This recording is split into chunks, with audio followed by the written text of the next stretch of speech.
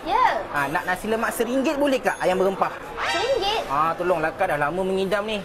Boleh kak RM1? Awak. Okey, kejap boleh? Boleh kak? Boleh. Tunggu dulu, nanti saya panggil. Okey, mantap kak. Okey, dah siap dah nasi lemak RM1. Dah siap nasi lemak ayam berempah RM1 je.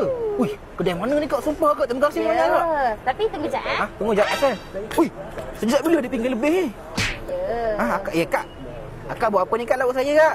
Jap Kak, saya bayar RM1 kok, mahal-mahal kak, agak-agak. Kak buat apa ni? Kak. Halau pula budak ni. Kak. Jap, tunggu. Kenapa? Nasi saya ni kak. Kak. Okey. Apa yang okey? Nah. Kau punya. Saya punya? Tadi saya bayar RM1.